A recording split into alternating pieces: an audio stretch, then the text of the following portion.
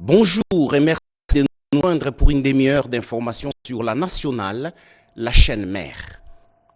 La question sur la guerre injuste à l'est de la République démocratique du Congo par les Rwandais à travers le M23 était au cœur des échanges au 10e sommet du mécanisme régional des suivis de l'accord cadre pour la paix, la sécurité et coopération en République démocratique du Congo et dans la région. C'était à Kampala, capitale ougandaise, nous disent Jules Chitumbai. Bienvenue Kabamba, Chichi Mbita.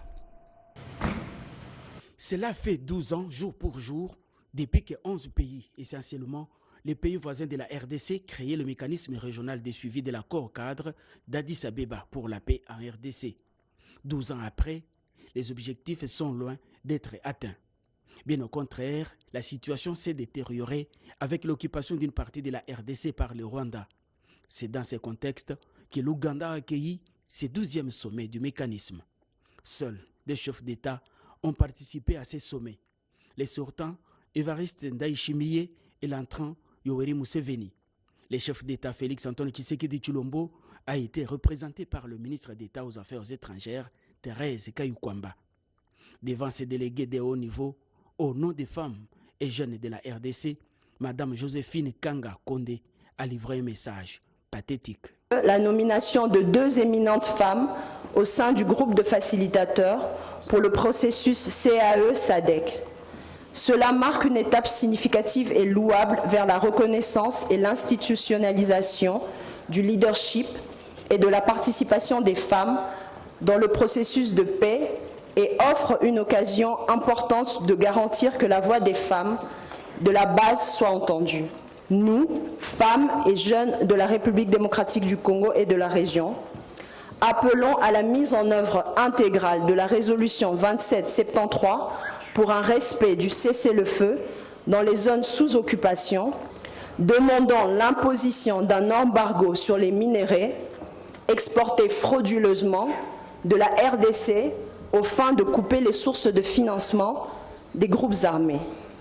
Président entrant, Évariste Ndayishimiye a tiré la sonnette d'alarme sur les risques d'embrasement de la région. Excellences, Mesdames, Messieurs, au moment où je vous parle, la guerre qui se vit à l'est de la RDC a atteint son paroxysme. Et si rien n'est fait, elle risque non seulement de s'étendre dans les autres provinces de la RDC, mais elle peut aussi embraser certains pays de la sous-région. Je voudrais d'abord rappeler les principes auxquels les pays de la région se sont engagés. Il s'agit de ne pas s'ingérer dans les affaires intérieures des États voisins, ne pas tolérer ni fournir une assistance ou un soutien quelconque à des groupes armés. Il s'agit aussi de respecter la souveraineté et l'intégrité du territoire et des États voisins, renforcer la coopération régionale, y compris à travers l'approfondissement de l'intégration économique, avec une attention particulière accordée à la question de l'exploitation des ressources naturelles.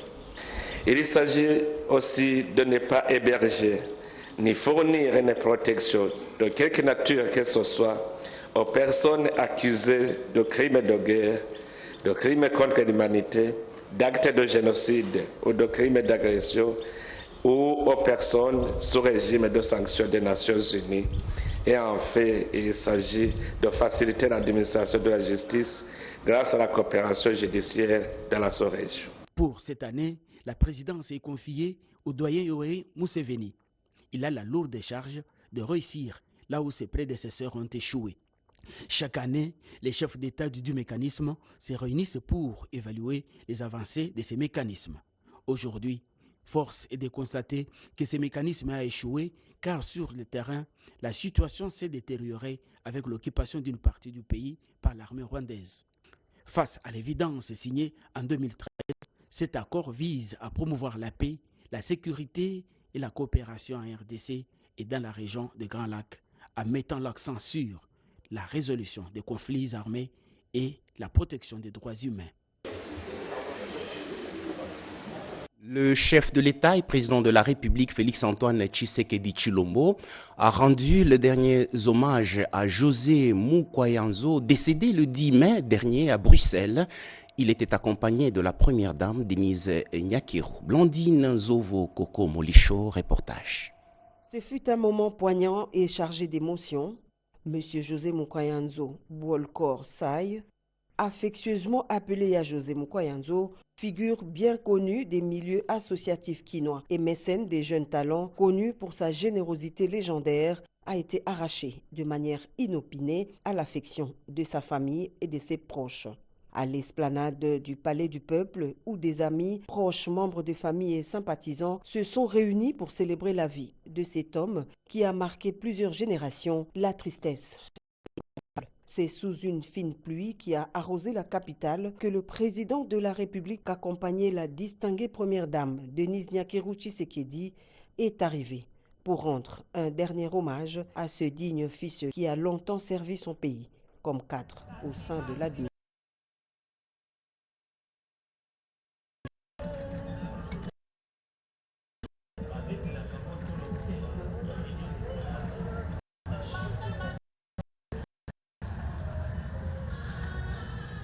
La grande famille, une personnalité chaleureuse et heureuse. Visé par la douleur, Rudy, fils aîné du défunt, refuse de croire que papa ne sera plus là. Grâce à lui, on a appris la valeur du respect et de l'humilité. Il nous a montré comment affronter la vie avec dignité.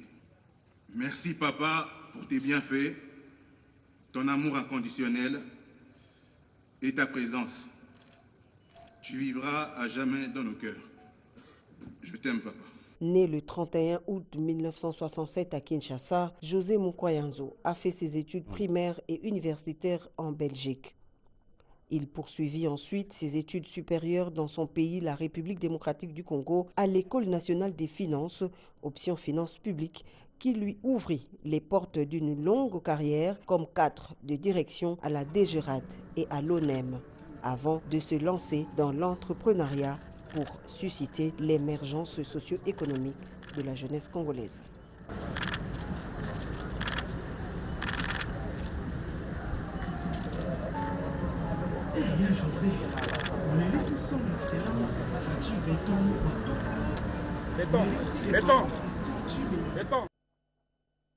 Le Parlement européen et l'Union européenne tiennent à l'intégrité territoriale de la République démocratique du Congo. Confirmation de la délégation de 10 héros aux députés donnés au président du Sénat, Jean-Michel Sama Lukonde. On fait les points avec Janine Kalenga. Soutien de l'Union européenne au respect de l'intégrité territoriale de la République démocratique du Congo, 10 eurodéputés ont été reçus le mercredi 28 mai par le président du Sénat Jean-Michel Sama Lukonde Kenge, conduit par la députée européenne Île-de-Haute-Mons, coprésidente du Parlement Afrique-Europe. L'arrivée de cette délégation à Kinshasa fait suite à l'invitation de la Chambre des sages Jean-Michel Sama Lukonde lors européenne où il était reçu par une délégation dirigée par la vice-présidente de la Commission Afrique-Caraïbes. Cette délégation avait répondu positivement à l'invitation qui visait la campagne. Il faut rappeler qu'au cours de cette mission, le président du Sénat, Jean-Michel Sama Lukonde, avait dénoncé l'accord signé entre l'Union européenne et le Rwanda sur les minerais stratégiques. Le soutien de l'Union européenne à la résolution des Nations Unies 2773 adoptée à l'unanimité le 21 février 2025. Cette résolution condamne fermement le Rwanda pour son soutien au M23 et ses supplétifs, ainsi que pour l'exploitation illicite des ressources minières en RDC. Les échanges de séjour entre les speakers de la Chambre haute du Parlement et cette délégation ont également porté sur les axes de coopération, notamment les soutiens aux réformes institutionnelles dans l'est du pays. Les deux parties ont exprimé leur volonté commune alors des diplomatiques renforcées suite à la récente délégation sénatoriale et Bruxelles contre l'échange des cadeaux entre le président du Sénat et la coprésidente du Parlement Afrique-Europe, chef de la délégation. L'Union européenne va soutenir financièrement la réforme de la police nationale congolaise à hauteur de 30 millions d'euros. Promesse faite au vice-premier ministre et ministre de l'Intérieur et Sécurité, Jacquemain Chabani, par la délégation de l'Union européenne qui séjourne ici en République démocratique du Congo. Bobo Anan Mokonzi, reportage. Au lendemain d'une séance de travail avec une délégation de l'Assemblée parlementaire francophone, le vice-premier ministre, ministre de l'Intérieur et Sécurité, Maître Jacquemain Chabani, a reçu une délégation de l'Assemblée parlementaire Afrique, Union européenne, conduite par sa présidente, Madame Hilde Voutmans.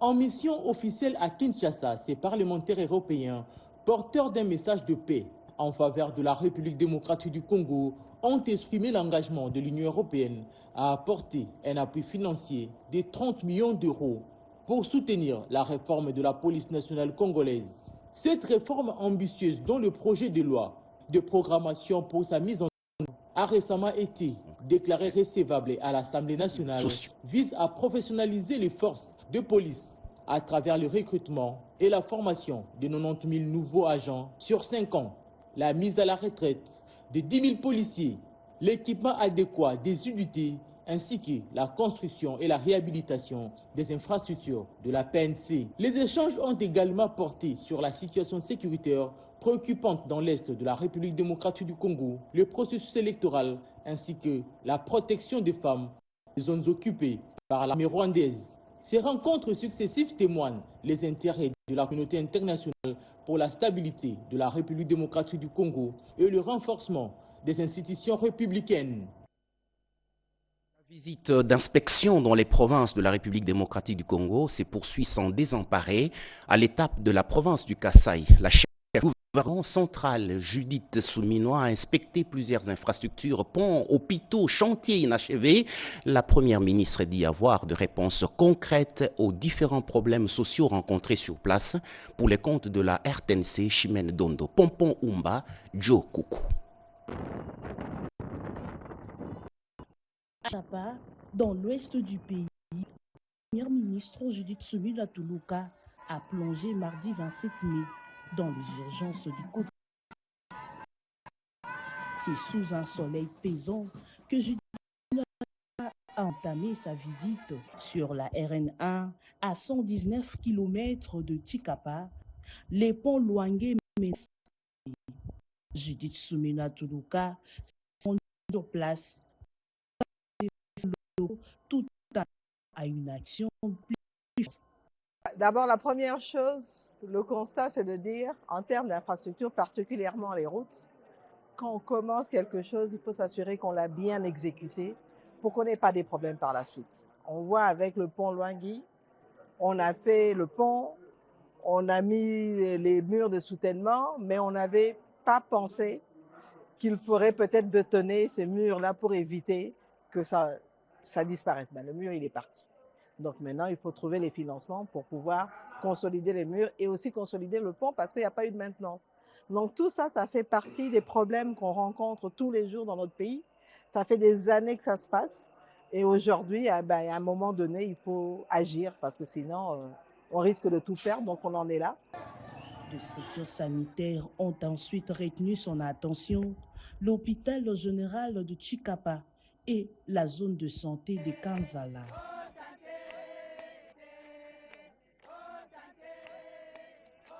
Au site Sokagique, du pan entier de terrains ont été emportés, détruisant maisons et écoles. L'intervention de la première ministre, un financement a pu être débloqué pour débuter le travaux anti-érosion. Judith Suminwa Tuluka a enfin visité les chantiers de la route Tshikapa-Kamako, de la route Likasi et celui du futur siège de l'Assemblée provinciale. Autant de projets symboles d'un État qui veut montrer qu'il reste debout malgré la guerre et la réduction budgétaire. Rappel des missions régaliennes à la garde républicaine, il en était question lors de la morale et la parade militaire présidée par le général-major Ephraim Kabi Kiriza au camp militaire colonel Tchachi y était pour le compte de la radio-télévision nationale congolaise. 4 points essentiels étaient au rendez-vous au cours de la causerie morale du général-major Kiriza Ephraim avec les unités spéciales de la garde républicaine sur l'installation des forces Félix Antoine Tshisekedi. D'abord, rappel de la mission de la protection du chef de l'État, sa famille, ses biens ainsi que ses hôtes des marques. Ensuite, l'amour de la patrie, l'entorse ont également été évoqués au cours de cette grande parade. Enfin, le général saura que la et le socle des gardes républicains et des applications au sein de l'armée pour bien assurer la protection, la sécurité du président de la République, sa famille biologique, ses biens, a insisté le commandant de la garde républicaine devant les troupes. Votre patrie, c'est la République démocratique du Congo. Votre patrie, c'est la République. C'est cette unité, la garde républicaine. Quelqu'un qui aime sa patrie ne peut jamais comploter balkanisation ou occupation. C'est lui qui aime sa patrie ne peut pas accepter que Bakosa a tourné contre sa propre unité, contre son propre compagnon. C'est lui qui aime sa patrie ne peut pas fuir la guerre, fuir devant l'ennemi. Mes chers amis, Moutouazoua, formation d'un centre d'instruction depuis 2003. Tina 2019.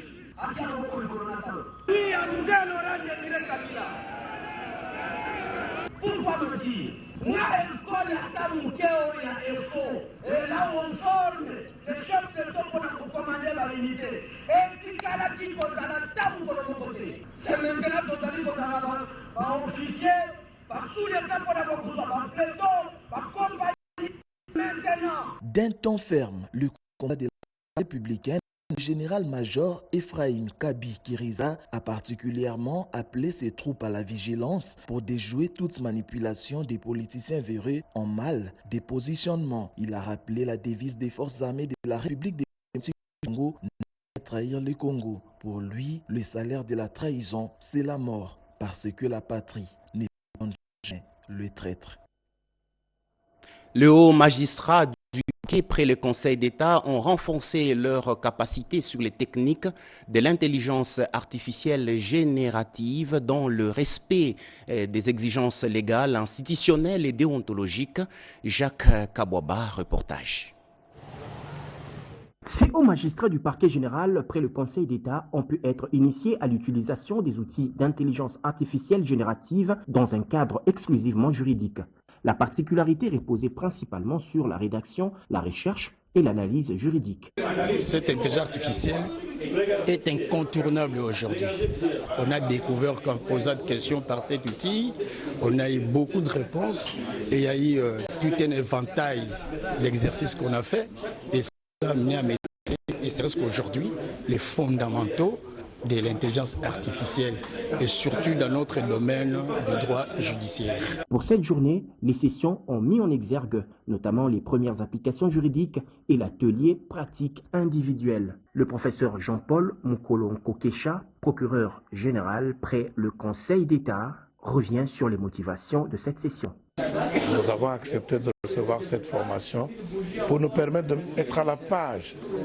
Il y a les recherches que nous devons faire, et il y a les critiques aux écrits que nous avons, les lois qui sont prises que nous devons exécuter.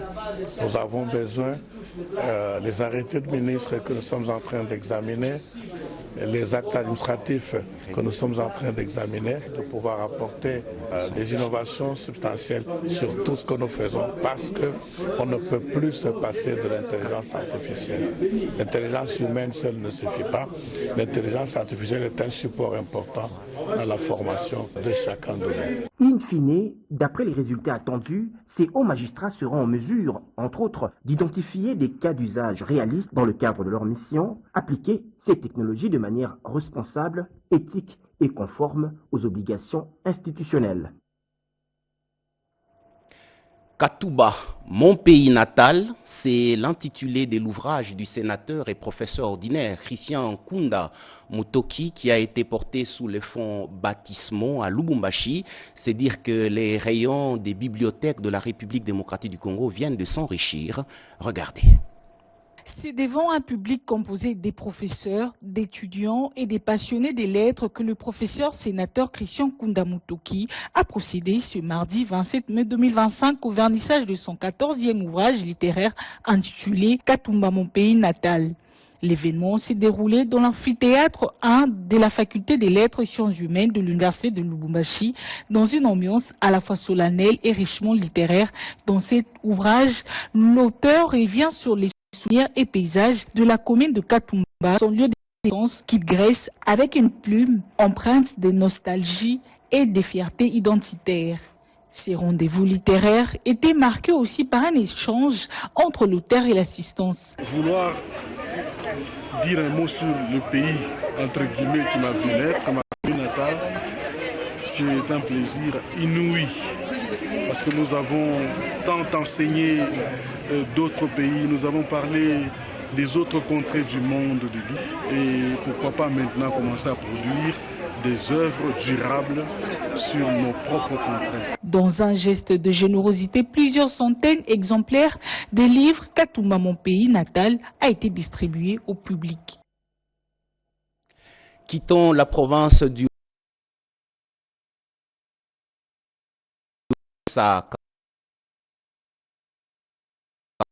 des constructions. L'État spolié, c'était de l'Assemblée provinciale. Regardez. En exécution de l'arrêté provincial autour du stade municipal de les maisons et constructions en cours ont été démolies ce mercredi 28 mai 2025 à la satisfaction totale de la population. Ya kwanza ni jambo ya furaha sana. Asifu sana bwana Kabwankubi na Binya nafanya. Tulikuwa tunazenea na iko complice ya mambo. Mais vile tunaona bwana vunja, tunaona kama na yeye hakuwa complice wa hayo. Pour Maître Lawamo Selemani Taylor, ministre provincial de l'Intérieur qui représentait l'autorité provinciale lors de cette activité, cet acte est la résultante de la volonté de la population du Maniema. Aujourd'hui, nous sommes en train de mettre en œuvre la volonté de la population à travers l'arrêté de démolition qui venait d'être signé par le gouverneur de province, son Excellence Moussa Kabwankubi. Cette action qui vient remettre dans ses droits la jeunesse d'Imanema, suivant la vision de son Excellence, construction anarchique, c'est en tout cas ce qu'a indiqué le professeur Ali Kamasawili, ministre provincial chargé des relations avec l'Assemblée provinciale et porte-parole du gouvernement. L'Assemblée provinciale, c'est l'émanation de la population du Maniema. Celle-ci a recommandé au gouverneur de province de détruire toutes les constructions anarchiques dans la ville Kindu. Et aujourd'hui, on a commencé par les stades. Et dois-je vous informer tout de suite qu'on ne va pas se limiter ici. Il y a autant de constructions anarchiques et nous allons partir pour tout démolir.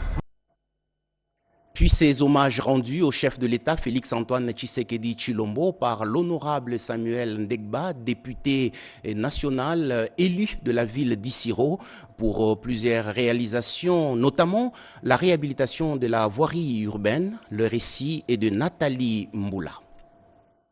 Soucié de l'amélioration des conditions de vie de ses électeurs, l'honorable Samuel Ndegba Mozabi, député national, élu de la ville d'Issiro, ne loupe aucune occasion qui concerne sa base, tant à Kinshasa que sur place. En fait, lors de son bref séjour dans son fief, le chef des travaux Samuel Ndegba a participé aux côtés du gouverneur Jean Bakomi Togambou et de ses autres collègues aux discussions avec le coordonnateur ad intérim de Frivao, venu s'installer aux fins de l'indemnisation collective des victimes des atrocités commises par l'armée ougandaise dans la contrée, et c'est après un plaidoyer mené à Kinshasa. La présence de cet unique élu national de la ville d'Issiro devient plus remarquable remarquable lors de l'inédite cérémonie du lancement de la pose des enrobés sur les 10 premiers kilomètres de la voirie urbaine par le gouverneur Jean Bakomi Togambou. Quelle n'a pas été sa satisfaction de voir ses rêves longtemps nourris devenir une réalité au grand bonheur de ses électeurs. Parce que c'est depuis plusieurs décennies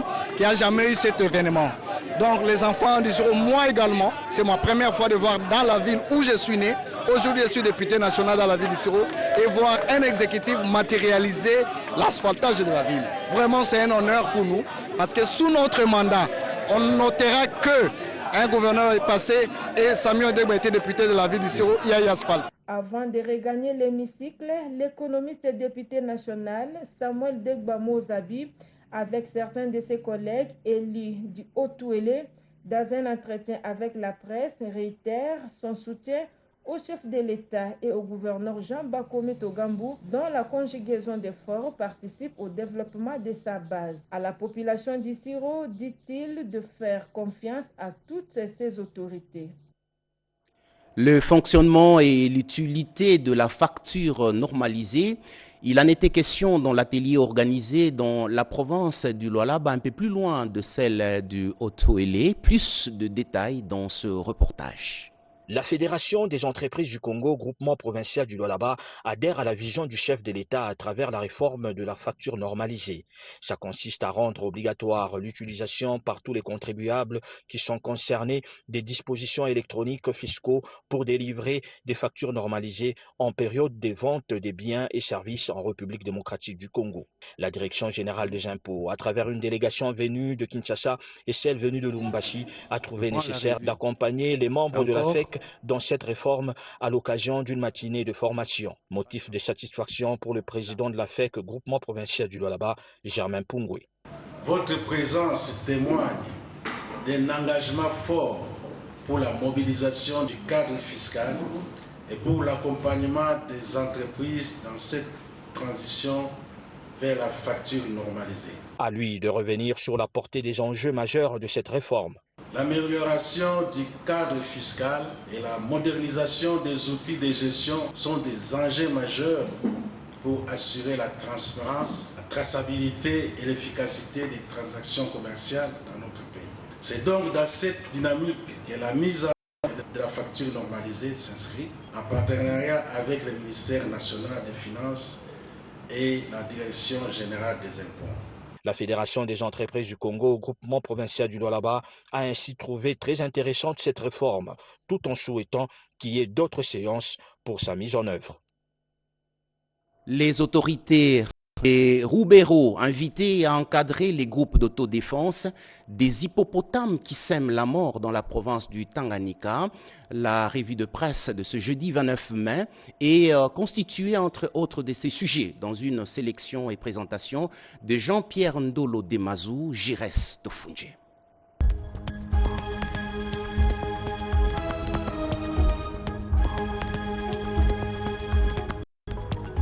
Bienvenue mesdames.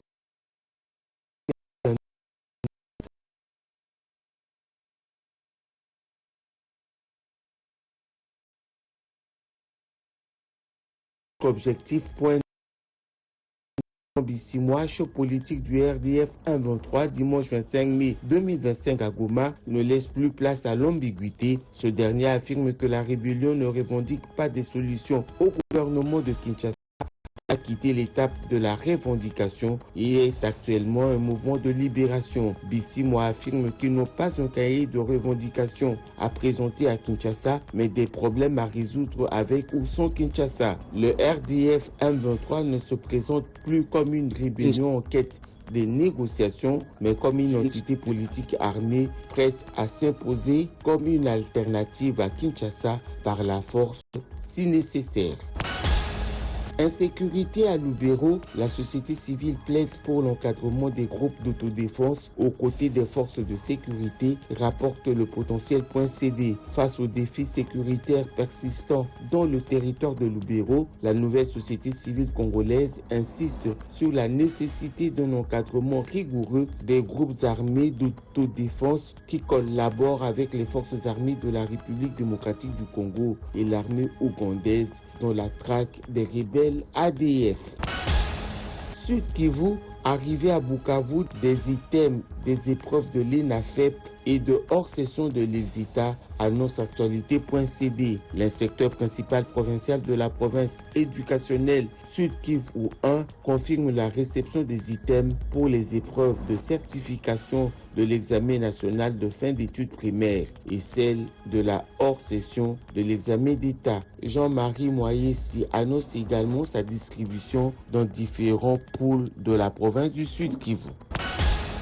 Tanganyika, des hippopotames sèment la terreur dans 3 localités de Kalimi, selon info27.cd. À Milolo, Kanganza et Katontola, les habitants vivent dans la peur face à des hippopotames en divagation qui ont déjà causé des morts et des blessés. Le chef de la chefferie de Routoukou appelle les autorités à une intervention urgente pour éviter une aggravation de la situation.